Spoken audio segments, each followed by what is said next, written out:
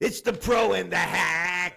What's up, everybody? Welcome to the Pro and the Hack. My name is Rich Gilgallen, known as the Coach, and I certainly am the hack. Next to one of the finest golf teaching professionals in the Coachella Valley, where there's an awful lot of our dear brother David Mulso, known affectionately as Moose. How you doing, Coach? Good to see you. Behind us, you can see the wonderful Dinosaur. We are in the Dinosaur room, Yes. Which is such an honor to be here at Mission Hills Country Club in Rancho Mirage, California, former home of the Dinosaur tournament, which, of course, was sponsored by many different groups, Colgate-Palmolive initially, and Kraft, and then or Nabisco, and then Kraft Nabisco. Those were the days, by the way, because when you left the media room, you took out about 18 boxes of cookies with you. I love it. And the A&A Inspiration, and so on and so forth. And also was the home for the Gallery, which I'm There we go. wearing my Gallery little Classic. Gallery Classic shirt of the Champions Tour. guys. Yeah. And I've had the great honor of being the starter for the Dyna for 20 years and the Gallery for 2 years. So it was a great thrill for me to be that close to greatness. Anyway, it's an honor always to be at Mission Hills. Yes. Always to be. Great facility. We want to thank them so much for allowing us to do this out here. Yeah. 3 amazing golf courses. And we've had in the past Jonas, our head Director of Agronomy. director of Yes, agronomy. he's the man. Yes, and we have the Dinosaur course, which is world famous, which also hosted, by the way, a World Cup. Yeah. The Desmond Muirhead, amazing track, and we have an unbelievable Arnold Palmer course, where I had my first and only hole-in-one. So that course is You're one up on me. that course is close to my heart. And, of course, an amazing Pete Dye as There's well. a reason they call it the challenge. It is the challenge, but I love that course. Oh, I love that love course. it. Yeah, a lot of fun. It's a little easier from the silver tee than it was from the blue tee.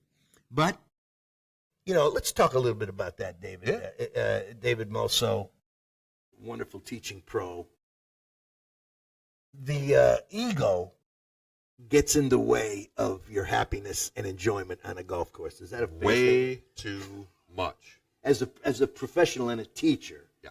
you have to see this over and over and over again. Well, you do. And then when you're out there teaching and all of a sudden, hey, I caught that pretty good. And I'll ask them, okay, well, how far did you hit that? Yeah. Oh, 240, 250. Yeah. Actually, chart how far it is. 205. Yeah. So when you put more of a reality back to them, Yeah. and it's let it go. Now, Get out there and enjoy there's it. no excuse anymore because you have the machinery and the skill True. to have somebody hit a ball off the tee at the practice range, and you look down and you can tell them how far it went. Exactly. Yeah, it's a piece of cake now. Yeah. Back before we had all this stuff, you were pacing it. I know, or it's- zeroing it in. You had yeah. flags every 10 yards. Well, or I had to use 5-gallon buckets, depending on what I was doing. Yeah. Every 5 yards, you're pacing it off. It's all right. Try to hit a bucket. Interesting. That's very interesting. But it's easy to cheat nowadays with the. And when you get to a certain age, it's okay to move up. Absolutely. It's not a reflection of your masculinity or anything else. And I was on the air one day at the bottom of the hour, and I said, look, I'm 70 at the time. I'm 72 now. And I said, I'm going to make some changes in my life, and they're fairly dramatic for me. And I'll tell you all about it at the top of the hour. So people are like, what is the coach quitting? What's going on? I know I had listeners then, man. And I said, I'm moving to the silver tee without apology. I mean, I have a friend, Mr. X, who I'm not allowed to mention his actual name because I think he's in witness protection, to tell you the truth. But anyway, he fought me, when we were playing the blues. Yeah. I said, I can't play the blues anymore. I'm going to play the whites. You can't play the whites. I finally talked him into playing the whites. And he enjoyed it. He enjoyed it, but he will not go. He's 75 years old. He won't play the silver. I said, well, you don't have to, but I'm playing the silver. Absolutely. This makes the game that much more enjoyable. Well, to use an occasional 7 or 8 iron into a par 4 green instead of a 5-wood or 3-wood. or a 3 iron, Or not even make it with you. that. Yeah. It's not a shame, and it helps speed the game up, and it really helps your enjoyment. Now, you're still going to make bad shots. You know, the amazing thing about this game is the handicap system. Yes. Which is, do we know what genius came up with that? Or we're going to have to Google it. We got to do the full-on history. Yes, we will if one of our Get next on shows. Wiki and check it out. Yes, because that guy saved the game.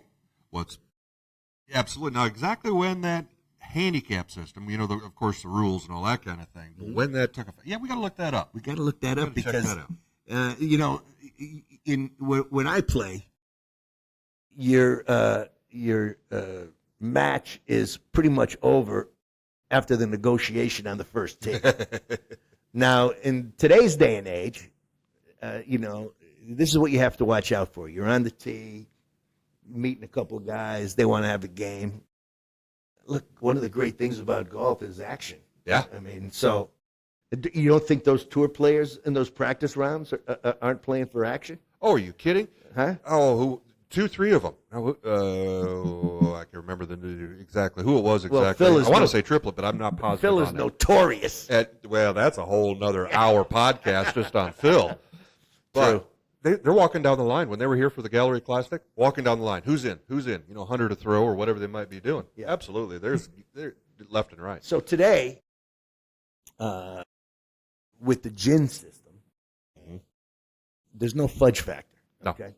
So when you say to a guy on the tee, "What's your handicap?" and he says to you, "It's about a 6," and you go, "About a 6." Okay, what does that mean? Is that a 4 or is that a 10? Right. Okay. But there's no such thing as about. Uh-huh. Where's your cell phone? They're sandbaggers. Let me see your gin number, Uh-huh. and we'll find out what your handicap is. Okay. Well, it wasn't that long ago. They always sent out cards Yeah. or stickers. So you're going through there and you're finding your name, and you put your sticker on there, and all right, let's see it. Yeah. And so okay, You had to show them. yeah. Now, a lot of clubs, will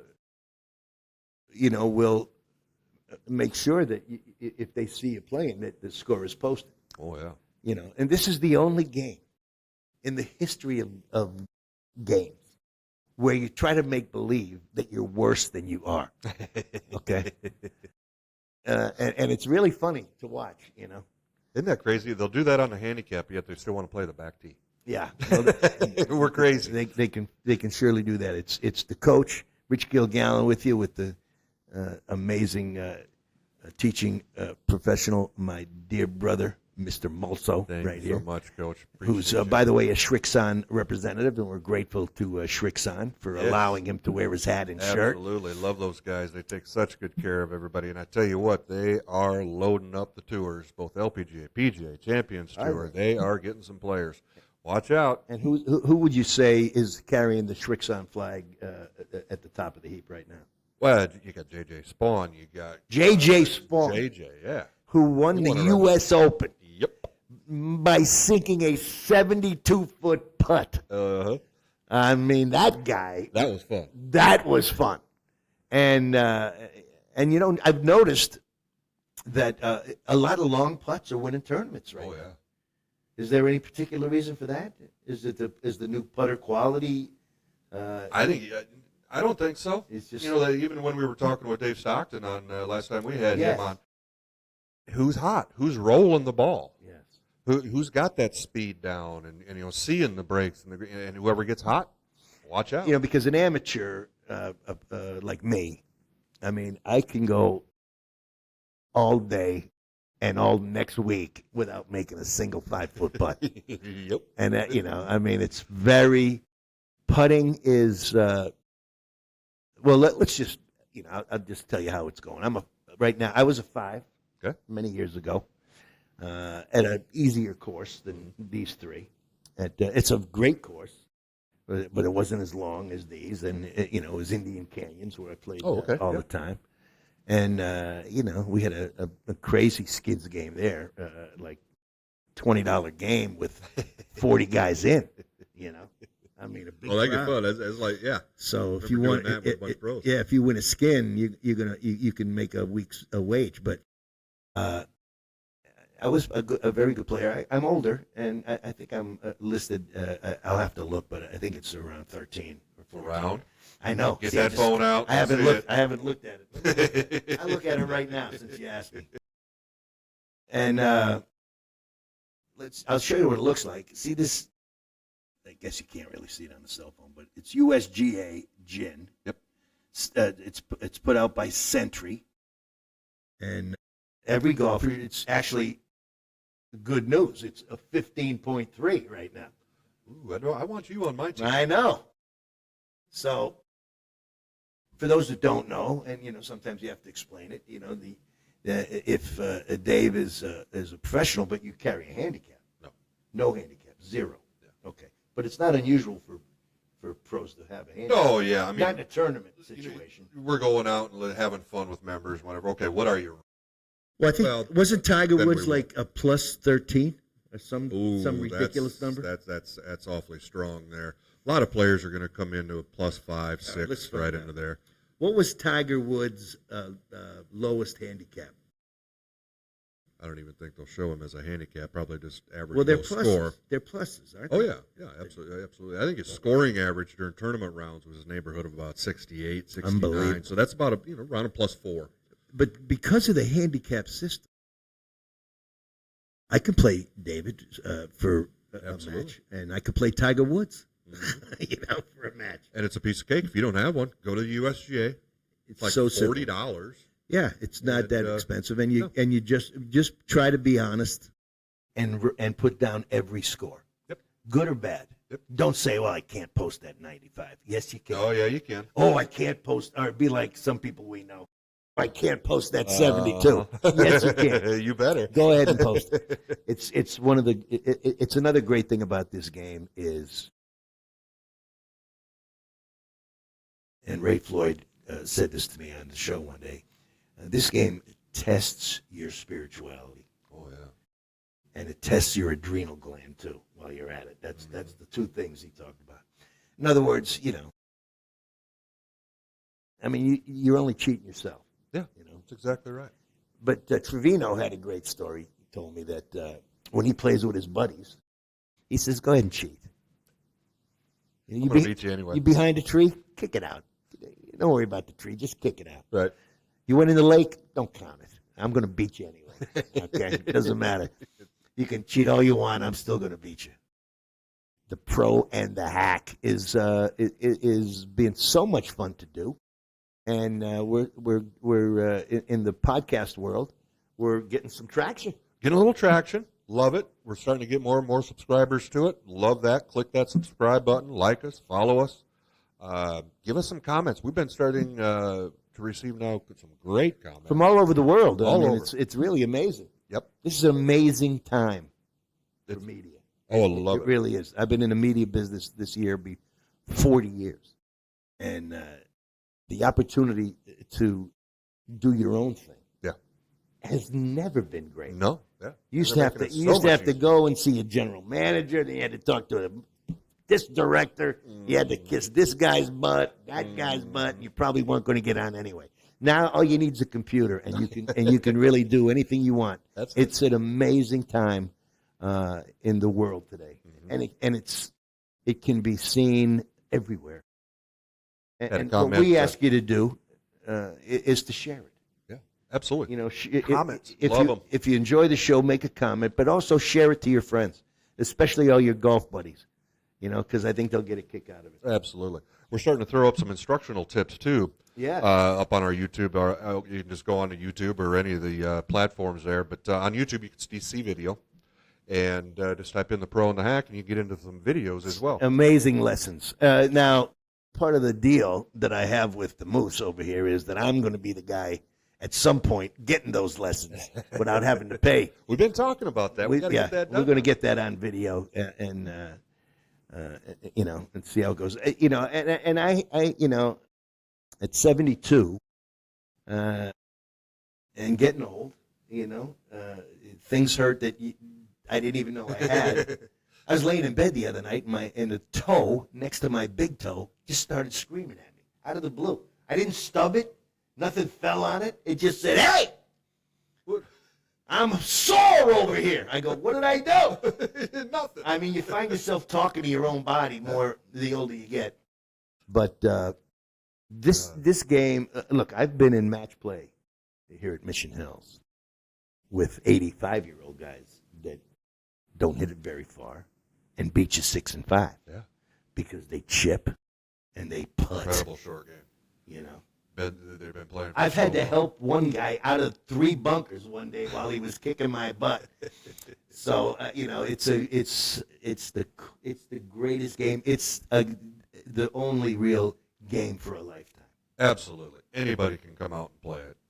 With that handicap system, it doesn't matter what level you're at. Just get out. And we're very proud, and I wanted to mention today that one of our own, who used to pull my ankle on the first tee of the Dyna, is going to the U.S. Amateur.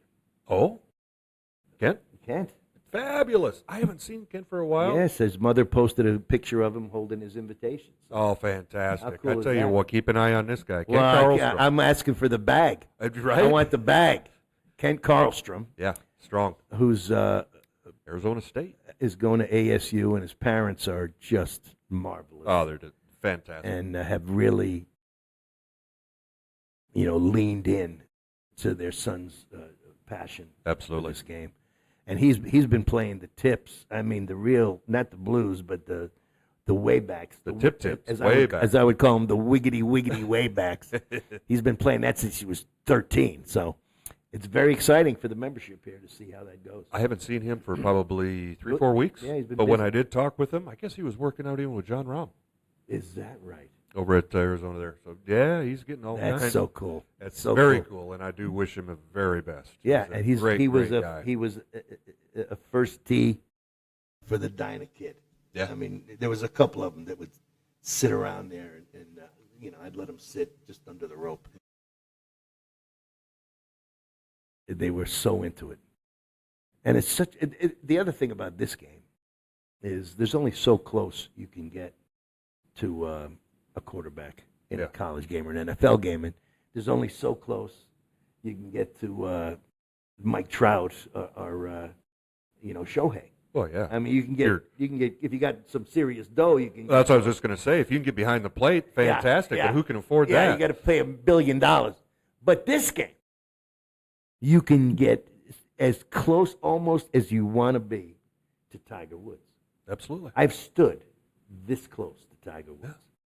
And there was, I know this sounds goofy, and it could be because when you see somebody on television a lot and you see him for the first time live, it's a little different. First of all, they're thinner, okay, than they look on television.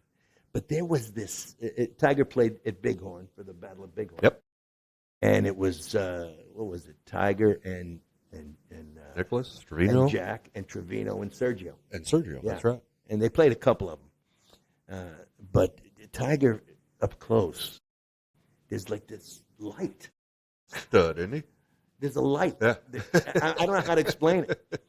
It's an inner light that you just can't help but feel. But the great story from that particular battle at Bighorn was when Jack and Lee were on their way there in a limo together, and they went by the 7-Eleven down the street, and there was a clock there and a thermometer, and Jack said to Lee, "Oh my God, Lee, it's 112 degrees out here." And Lee said, "Jack, it's 1:12 in the afternoon. Wait till it switches, okay? You're looking at the clock." Oh, it's 1:15. It's 1:15 in the afternoon. But a lot of, the thing about this game, special watching the pros, and it's also a game that you can play and make memories with your family. Yeah, that's the biggest thing. I mean, I you just have beaten your uncle so bad that he doesn't. I mean, I go, "How'd you do?" I go, "Hey, Well, he does that. I work with his wonderful uncle Tom Malso, who's a dear brother of mine, and his beautiful uncle. Yeah. And he loves the game, Yeah. and the families love the game, and you can play with kids, you can play with people that are old. If it sounds like I'm selling the game in a certain way, I am. Absolutely. It's brought me so much joy in my life. Just a game. Yeah. So much joy. First of all, it gets me out, okay, and breathing the air. Yes. And I wouldn't call it exercising because I use a cart. Okay? But I walk from the cart to the ball, to the cart, to the green, to the cart, You're to the moving. tee. That's I'm doing right. some movement. But the camaraderie. I've said this many times. There's no buddy, B-O-D-Y, like a golf buddy, B-U-D-D-Y, because they know all about you. They know how you are when you're good, and they know how you are when you're bad, and they know about your wife, okay, and your girlfriend. Sneaking out the window. And they know about your business, It's that bonding, I feel, is precious to me. Yeah, oh, absolutely. Some of my best friends in my life have been guys that I've traveled a million yards on a golf course with, So, and the vacations, of course, and all that. All the new people you meet. I mean, you never know who you run into. Living on the East Coast, I had the opportunity, as a so-called celebrity, to play in the U.S. Open Media Day for Congressional. Mm-hmm. Oh, yeah. A week before the Open, and that's bent grass tee to green. And that was played Avenel many times. The first place I broke 100 was Avenel, and they gave me a plaque. Oh, nice. 99 schwacks. I'll have to bring that in someday. Absolutely. And also, out here, had the opportunity to play the U.S. Open Media Day a week before the Open at Torrey Pines, which I think is the hardest course I ever played, probably in my life. I would love to get out there. Yeah. I mean, set up for the Open. Yeah, yeah. The Kikuyu was like 4 feet tall.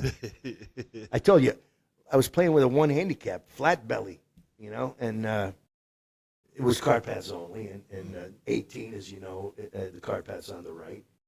And the left, his ball was in the rough on the left. And he took a wedge and a sand wedge over there. And he made a shot, kind of shanked it out. Mm-hmm. And then came out and forgot about the other club. And it took 3 of us about 11 minutes. Like losing a ski in the snow or yeah, something. I mean, we got our feet, we're tapping around. We're like, where is it? He goes, it's over here somewhere. It's a wedge. It's one thing when you're looking for a golf ball. Right. Another thing looking for a club. That was Tiger's U.S. Open with Rocco. Oh, what a Which great! is one of the great battles. I watched that. Yeah, love that one. Well, it's Open Week, Coach. It's Open Week. Now, the great thing about Open Week on the West Coast, especially for a morning drive guy, I have to get up. I'm in the car at 4 every morning. But I think it starts like 2 in the morning. So I can get up real early and watch my fill of the Open Championship. Yep. And then, it'll be on tape later. But I love getting up with the crack way before dawn to watch golf in Scotland and in England and what have you. And Nicholas used to say that it was the first guy to do it, really, was Arnold. As far as an American tour player going over there specifically to play in the British Open. Well, yeah, I mean, absolutely. There's a few before that. Obviously, Bobby Jones did because that was his major. Right. Which is a major that will never be tied. No. Unless we get another Tiger. Unless Karlstrom. Right. Yeah. Do it. Absolutely. Because Bobby Jones's major consisted of the U.S. Amateur, the British Amateur, the U.S. Open, and the British Open. In the same year. In the same year. That's the difference. That's the difference. Yeah. That's the difference. The number one trivia question in all of golf is how much everybody knows where people's position is on the money list. Where's Bobby Jones on the money list? Mm-hmm. He's nowhere on the money list because he never turned pro. No, amateur. He retired as an amateur, went to Harvard as a lawyer and practiced law. Yeah, yep. And if you ever get a chance, you should Google Bobby Jones hits the camera, the TV. Oh, I have seen that. Flies it right over the with top. With a 5-iron or something, right? Mashie or something. Something like that. Yeah. And the cameraman's standing there. He's got the camera. The ball's coming and breaks the glass in the camera. Now, that guy had some game, man. With those clubs, I'd like to see these guys, even going back into the 90s, but let alone that stuff. I know the feathery. They play with the feathery but he's really America's father of golf, I would say. Wouldn't you? Absolutely. Yeah. Yeah, what an inspiration. I mean, what he's done, the Masters, Augusta. And don't get it wrong, it's not Robert Trent Jones. It's Robert Tier Jones.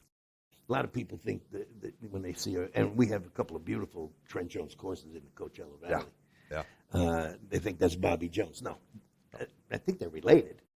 That I don't know. We'll have to Google that too. Another one we got to look at. We got more questions than answers today on the Pro and the Hack. Here's one on kind of going here again on the Open. Yeah. When was the first Open played? I'm going to guess 1880 something. 1860. 1860. In October. Over there. At in October. Prestwick Golf Club. In Scotland. Did I tell you what the temperature was? 14 below. No. No, I don't know. I don't know. But it had nice to have been answer, cold. Dave. It had to have been cold. Yeah, it's cold in July. Absolutely. The first gentleman, and this is kind of cool. Willie Park Sr. Yes. Was the first champion golfer of the year. No kid. Willie Park Sr. That's right. He's got the big chin whiskers. And he had a hat. Absolutely. Got the Probably whole had a thing hat going just on. like this. But the cool thing about it is they had the challenge belt instead of the cup. Instead of the cup. That would be cool if they bring that back as well. Yeah, we haven't seen a belt except for boxers in a long time. Well, cool. There's been so many amazing Open championships. I mean, John Daly going against the Italian. What was his name? The Italian guy. See, I should know this, but anyway, the guy chips in on 18, and Daly has to make a putt to win, and then makes his putt to win. Yeah. I think that's the same year he was due to play. He played on the mini tour, and they had when I was in Kansas City, they had that at Deer Creek Golf Club, and he was scheduled to play, and he got called up and won it, and never saw him again. No. Yeah, and of course the great battle between Watson and Nicklaus. Oh, yeah. Where they tied on Thursday. Mm-hmm. They were tied on Friday. They were tied on Saturday. And they're tied through 16 on Sunday. And, Watson hits a perfect drive, hits it to 4 feet. Nicklaus hits a drive in a gorse bush. Unbelievable. The announcer says, "Oh, dear, dear, dear, dear me. Jack is in the gorse."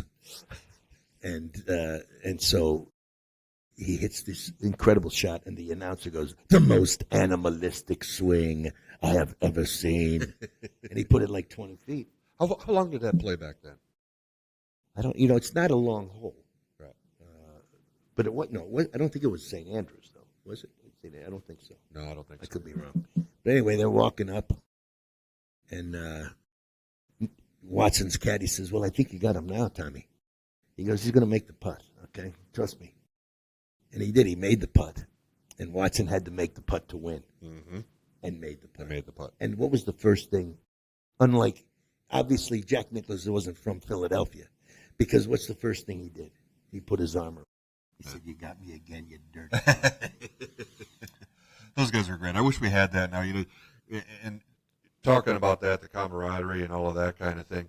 The Open now even has a code of conduct. Yes, for they don't mess around. 2026. Yeah. They haven't. They're not. In fact, they kind of got a little info here on it. It's nothing crazy, but the enforcement. I really hope that they.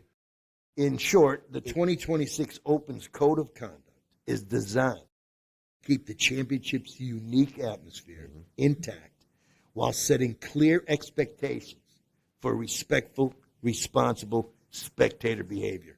And good for them. Absolutely. And we need to get back to that here. Well, see, and another crazy thing, too, is I got a quote over there from Matt Fitzpatrick. Yeah. They're talking about, even back with Wyndham Clark on the Open, here for the U.S., they're talking about it in regards to betting, to throw the players off. You know something? He's absolutely right. Matt Fitzpatrick joined the growing chorus of players concerned about the impact gambling is having on crowd behavior. Yeah. And this is something that obviously, as somebody who talks about sports on the radio a lot, is a big issue. Because they're allowing individuals, players, to, they count the low. In other words, if you're going to bet on a guy to win, I really don't have a problem with that. Or if you're going to say he's going to shoot 65 over and under, that gets a little squirrely. Right. But, in basketball, the player can tell somebody, I'm only going to score 18 points today, so the over and under is 20. I'm not going to score 20. Right. All right? I will not score 20. Take the under. So when you throw the under in that, it's just too easy to cheat. And so I think that's a good point by him. And Wyndham Clark's treatment at Shinnecock was horrendous. Yes. I mean, why are you booing him? I don't know. First of all, he's a great American player. I love Scotty Scheffler as much as the next guy. Yeah. And Scotty was embarrassed. Yeah. I'm sure he was embarrassed by the whole thing. I just don't get it. I mean, everybody likes Scotty. I like Scotty. He's a smiling guy. But where'd I go? There you are, Coach. Hey, who's the short guy? Who's the short guy that get cut out of the camera? I'm not quite sure what happened on that one. It's all right. Sometimes it gets tired of looking at me. I think that's what it is. It's the pro and the hack is what it is. And it is a great pleasure to be with you today from the Dinosaur Room here at Mission Hills Country Club. There we go. I like that That's shot. A little bigger there, That's a shot. nice shot. So, anyway, Nicholas used to say he'd like to go over because of the weather, to give him a break from the summer heat. And, of course, dominated over there as well. And it was Palmer and Nicholas and Bobby Jones and guys like that would say things like, the camera doesn't want me today. They would say things like, you're not ever going to be considered the greatest golfer until you win at St. Andrews. Not just the Open, but at St. Andrews. And Nick Faldo, I don't know if you're aware, but his license plate is 006 because he won 3 Masters and 3 Opens. Yeah. And was so buttoned down, wasn't he? Maybe scoot over that way. Okay. The other way. No, it's this Let's way. see if there we go. There we go. There we go. All right. We'll scoot over. We'll Yeah, figure it out. Look at that short guy next to this long neck.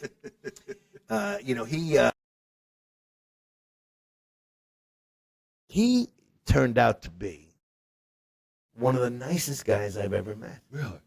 Because nobody liked him over here because he was head down, eyes down. Like Colin Montgomery or something. Oh. But he was fantastic. Yeah. But as a guy, I met him when they opened what was called the Faldo here in Palm Desert. He was the only guy on the tee, and I was early. And so I had a conversation with him. It was so enjoyable. And the same with Montgomery. Everybody, come on, these sourpuss. He couldn't be a nicer guy. Yeah, he's fantastic. He was so kind at the gallery. Because I said to him, I used to tell people, don't boo Colin Montgomery because he'll sink a 60-foot You ain't a kid. and he'll point at you as he goes to the ball. See, there you go. I said, let it go. So who's your favorite for the Open? Rory played awfully good this week in Scotland. He had a little bit of a hiccup on some swings there. Had a couple of had hiccups, a little pulls going on there. But he was working in the mix. He was in the mix. And I'm going to I like Rory. I'm a Rory fan. Well, according to what I've been seeing, we got here, the odds. I got some. We got the top 10. Okay. Now, folks, you tell us. The top 10 list. Dun, dun, dun. Oh, that was David Letterman. Scotty Scheffler, number 1. Okay. Now, how can you not? What's crazy is last week, guy misses a cut. First, over 1,000. That was the days. headline. That was the headline. The headline. Yeah. I know. I mean, I'm like, even my guy Nick, who does sports with me on the radio, that was his headline. I go, it's not a headline to miss a cut. No. Okay? I mean, the headline is he didn't miss one in how many weeks? Oh, it's like it doesn't 40, say it here. Yeah, it's 40. 1,100 and some odd days or something like that. Ridiculous. Crazy. Of course, Tigers, I think it was 149 straight cuts without missing a cut. Was it? I think that was unbelievable. Still. But Scheffler has to be the favorite wherever he goes until, he misses 5 cuts. Right. Yeah, I don't think that's going to happen a whole lot. No. So they got him at number 1. Number 2, Fitzpatrick. Well, you have to see the way the kid is playing. Yeah. I mean, really, what was really cool about the whole Fitzpatrick story, in my view, is his brother's a fine player. Mm-hmm.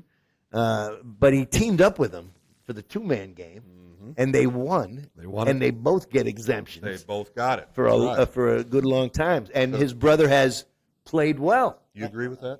I do. You do agree with that? I surely do. Well, I talked with Sandra Palmer. She didn't like that. Oh, no, because they changed it.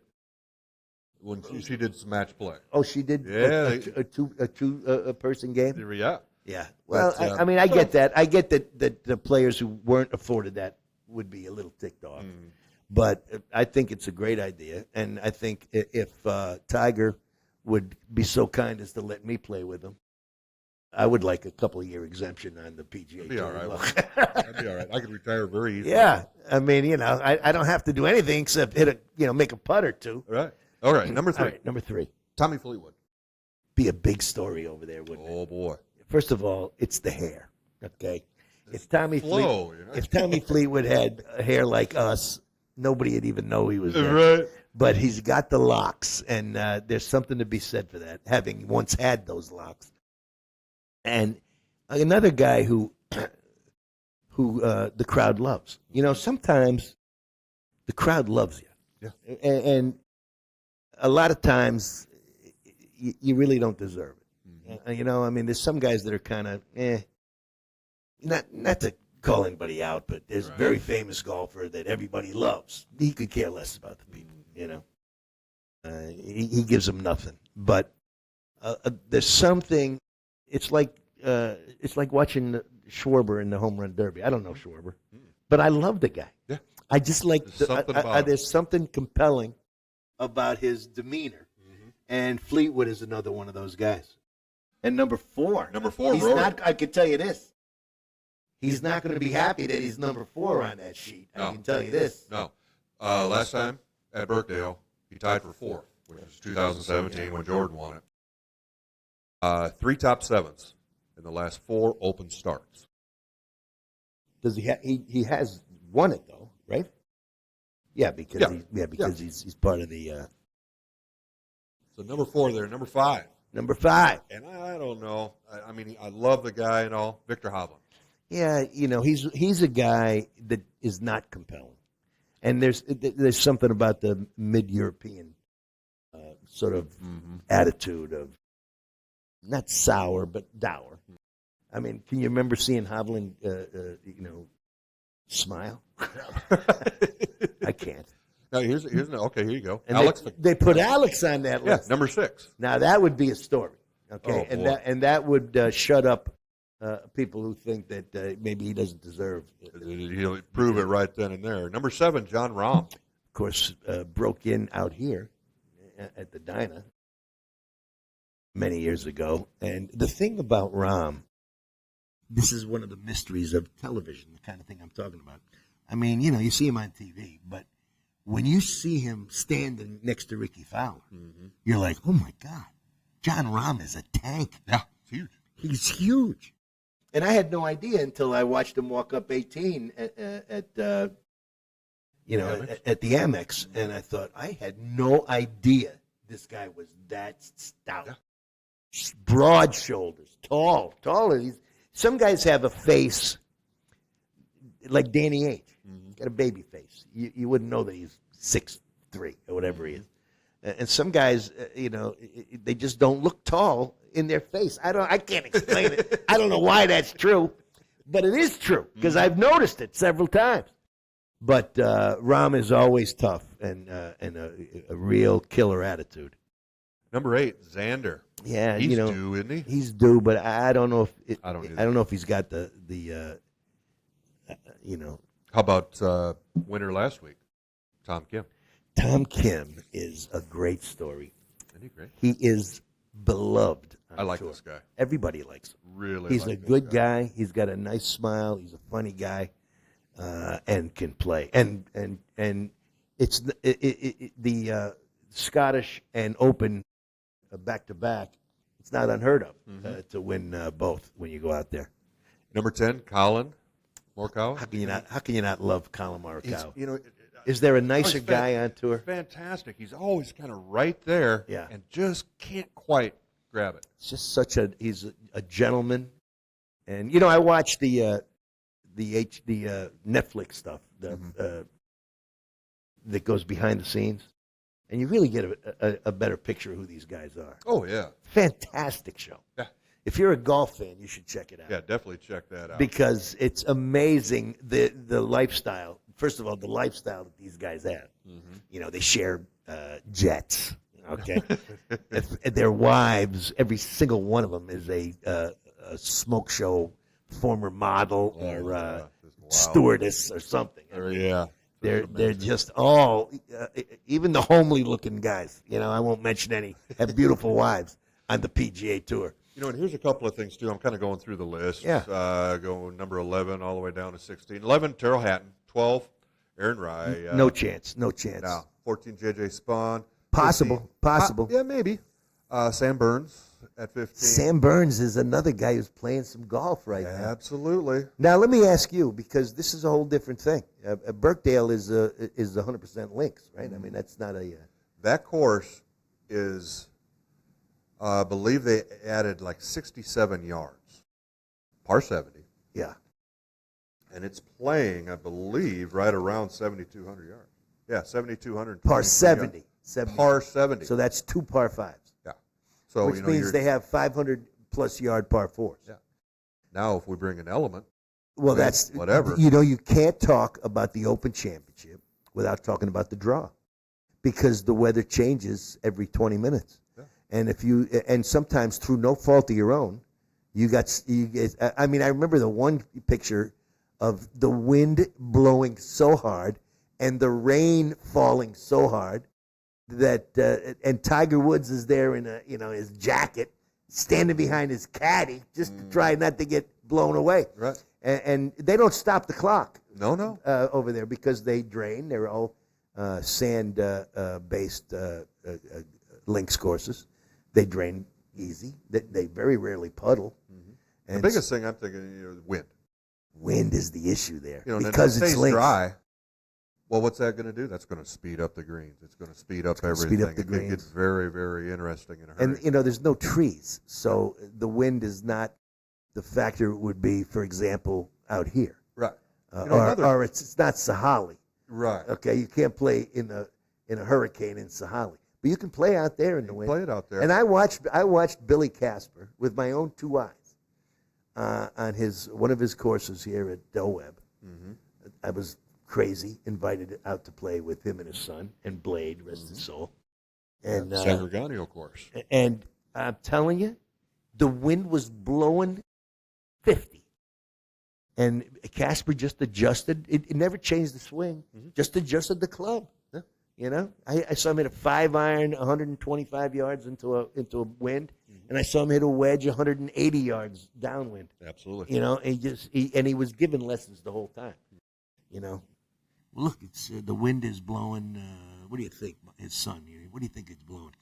I think it's blowing 35. 35. About a 3-club wind. That's about. I got a 6-iron here. I think minus the 4 plus. And then over there, you have to, as the Europeans did and the Koreans did when they came to play the Dyna. You got to factor in the meters. Oh yeah, because it's Korea is meter. Yeah, country. Europe, all of that. Yeah, all absolutely. Europe. We had actually 2 different kinds of yardage boxes. Oh, you do? So we always asked because them. you want it in yards or meters? They didn't have it at the beginning. Yep. And there's some of them, even with their caddies, they take both. Because I used to see the caddies coming over to they wanted the tee sheet and the pin sheet early, and I would see them with their pencils. Oh yeah. Times 32, minus 17. Minus 2. Exactly. Getting all those yardages down. Absolutely. Yeah, and I know this has happened to a lot of golfers. It's happened to me. One day, for some reason, my rangefinder got switched. I didn't have any idea. I didn't know it got switched. You're playing in meters? I'm playing in meters. I'm like, geez, I didn't know it was that far. What is that? Man, I'm really hitting it far. I'm going way over. Let me see. Boy, I thought that was like... And then I saw the M on the bottom, just luckily. Yeah. And I go, okay, that's the reason right there. Here's another kind of interesting. They don't have really... Well, they do here, a few of them. But the DP ranking. Top players on the DP World Tour. On the European Tour. Patrick Reed. Patrick Reed, because he doesn't have access to the PGA Tour. Yeah, but he doesn't need that for this. No, he doesn't need that for this. I find it interesting that he's not on the list. Oh, he's not on the list. Not on the list. Of the DP Tour? Because he plays a lot of DP Well, Tour. right. I mean, a lot of these guys do. But he was ranked number 1. Yeah. Patrick Reed could win this tournament. I think he could, too. Patrick Reed is the wrong guy to tangle with, in my opinion. Yeah. He is. He gets hot. He is hot. And he's got a sassy, frass attitude. Reminds me a lot of Floyd in his prime. They're very kind of similar, I remember some friends played with Ray Floyd in the Bob Hope, and the caddy came up and said, "Gentlemen, Mr. Floyd is not here to read your putts. Okay, in fact, he's not here to talk to you at all. He will say hello on the first tee. He'll greet you, and then he'll shake your hand on 18. But please try to stay out of the way because this is, after all, his living." Right. And that's exactly fair enough. Yeah, that's what you got to remember. Everybody, it's like you were talking about earlier, being right next to Tiger and all that. You got to remember, these guys are in their office. Well, that's why I treated the first tee of the tournament here as a sanctum sanctorum. I was very tough on the volunteers, only because I didn't want them to get themselves in trouble. And, occasionally it would happen where they would say something so stupid. And now the players got to go on the first tee, and they're playing for a $300,000 ticket. The last thing on the first tee they want to be thinking about is what this whack job said, And I learned that lesson watching the Kemper. The starter was I think I've told you this, but it was right after Bill Clinton fell down Greg Norman's stairs and busted up his knee. And they were up there, pounding him probably. Yeah. And so Norman played the Kemper. And the first hole on the Avenel, it was originally played at Congressional and then was moved to Avenel, TPC, Players Course.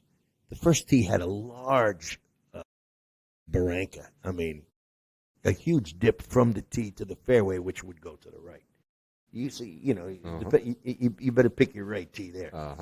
And it was, 30 feet down. I mean, it was way down. And so this starter, who I think died a few years after this of a heart attack, said, now on the tee, Greg Norman. And if he invites you to his house for dinner, I suggest you politely decline.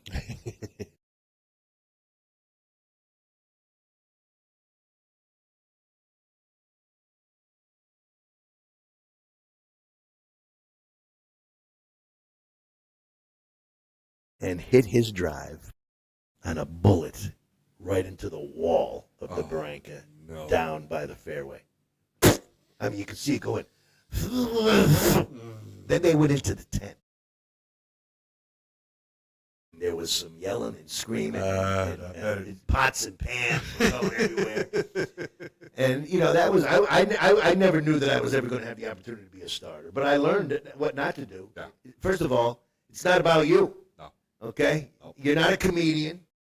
You're a voice. You're not really necessary, but it's become part of the culture of the professional game to have starter. It's an honor beyond belief to be asked to do that and to do that, especially at the tour level. Absolutely. And to have done it for 88 days is without getting fired is pretty amazing. We're good. Look, in those days I wore Kangol hats that went back like this. And there was one woman on tour that wore a hat like that. Uh-huh. California. I can't believe I can't remember her name. Anyway, so she would always come up. She goes, "I love your hat." I go, "No, I like your hat." Okay. And the blessing too was playing in the pro-am and getting to know the players a little, and then seeing them again on the first tee. Yeah. So you're greeted, coach, but even more so by the caddies. Because if I didn't know how to pronounce a name, even I would always, what's the pronunciation of this? Now, some of them, the Thai names are a little bit difficult, but all I had to do was hear them once. I was very particular about making sure, and I had to learn stuff out there on the first tee. Yeah. Like, the sheet would have names in one order, and the standard would have names in the other order. The players don't care about the sheet. Yeah. They're looking at the standard. If Big Mama's name was on top of that standard and you called Meg Mallon, whose name was second, there was going to be a problem. You're going to have a problem. Because, as you know, there's nothing like starting a tournament on the first tee. I mean, you come, and particularly here at the Dinosaur, because the putting green is then there was a tent and a tunnel and stands behind the first tee. And so people would be, after somebody hits, people would be standing on the top of the stands looking at the putting green to see who's coming this way. Right. And you would hear, Annika, and Julie, it's Julie. And the electricity would crackle. I mean, it would crackle. Yeah, the anticipation. What they're going to do. And like we said before, you're so close to the players. And I had a standard saying, no phones, no cell phones, no cameras, no cell phone cameras. Right.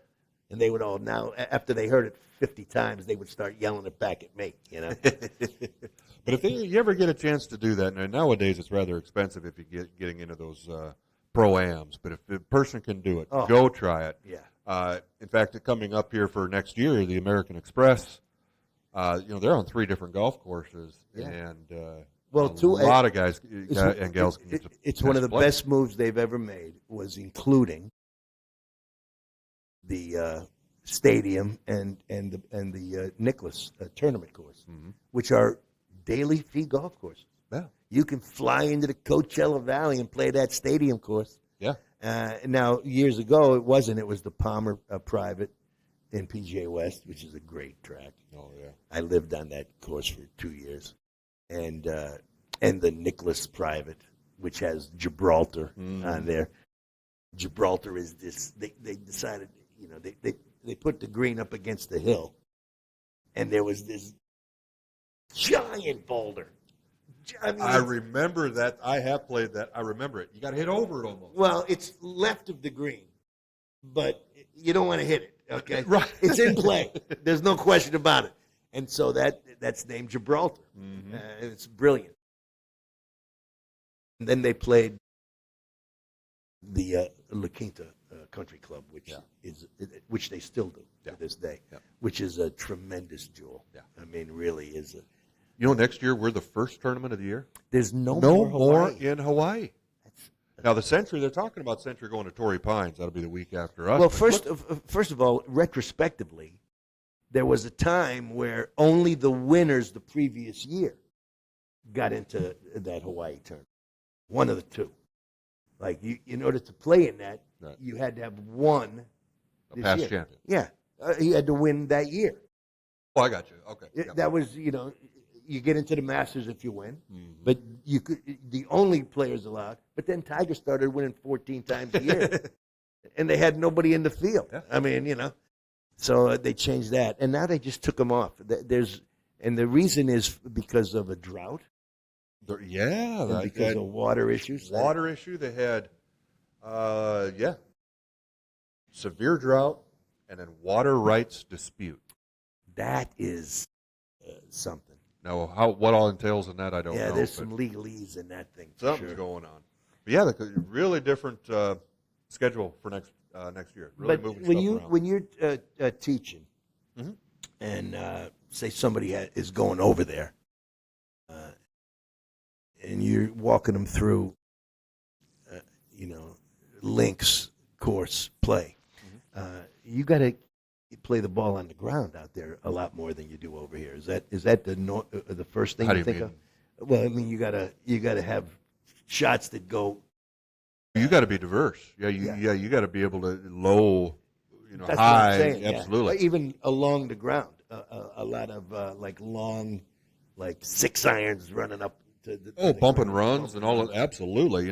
When we had Sandra on here, she was talking about how they don't use when she was at the Chevron. Yeah. They're not using those clubs, like we used to. It's exactly right, especially into the links, like you're talking about. Yeah. You could be 160 yards out, and you're punching a 4-iron or whatever it may be. Yeah.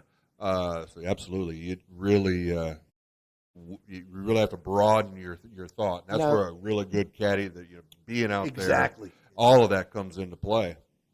And they broadcast a lot more conversations between caddies and players these days. Love that. And I love the last thing they almost always say. Do you like that? I love that. I love that too. That's a lie, probably sometimes, but just don't get caught. Yeah, I love that. I love that. You like 6-iron here? I love 6-iron here. Okay. See it. They'll when they're at the Open and if they're mic'd up, which they normally are now. Listen to the last thing that caddy will say. See your shot. Yeah. See your shot. See your shot. Make a good execute. Something to that effect. Some trigger. That's exactly right. You got to have a trigger. Not only does the caddy give you a trigger, but in your pre-shot routine, you have to have your own trigger. Mm-hmm. Now, sometimes that's it. My trigger is very simple. Behind the ball when I'm ready to go. And I see a lot of guys putting that bring feel connected in there. Yeah, to feel connected. Yep. It's a great I'll do game. it within the grip a little bit. It's crazy. Next time you got a club in your hand, squeeze it right over the ball. Squeeze it, and then release it, and you feel all this. Or if we're working on certain pressure points within the grip, right? Squeeze your lead pinky. Squeeze it all the way through the swing, and it generates that feeling. Because when you see a guy's veins bulging out on the first tee, you're going to have a long day. Yep. Okay, tension is the enemy of a golf game. Absolutely. There's guys, Phil. I haven't seen him here lately, but he's a great example. A lot of other guys, their trail hand is almost completely off the club. It's amazing when they're swinging through. Yeah. Now, I don't even talk about Scheffler's swing because that's self-taught. Well, Randy Smith really dialed him in. He's working with him. The feet are so amazing, incredibly upright. That kind of thing. But it works. And he just kills the ball. It hits the fade. It can hit a draw if called upon, but prefers to hit the big match. Right. Well, you can get in tendency of a little pull with that from time to time when he comes across it just a hair with that upright swing. It's easy to do. Okay. But if you look at Scotty, you look at Justin Thomas, those guys with that real upright swing, watch their wedge games. They're some of the best. Does the amateur crouch too much with the wedge? Because it's a shorter club? Is that what happens? Yeah. The biggest thing I see with amateurs, especially irons going down to the wedge, is the angle of attack. They all got early releases, and they never really feel the true compression and coming in, down, and through the ball. So they do, which I catch myself, the reverse pivot, which is death in the swing. Well, yeah, that's a little different. Where you're leaning forward and then go backwards. Swinging backwards. Yeah, right. So your arc is changing. If your left leg is going back after you hit the ball, That's not good. That's not good. No, we don't you want that. You want your right leg going towards the target. We're weight transferring over to the lead side as you're swinging through. Absolutely. But it's that angle. Down equals up. Divot in front, not behind. If you're hitting the divot behind, we got to work on that. You got to hit the small ball first. Okay. Don't hit the big ball first. The big ball is the planet Earth. Right. Okay?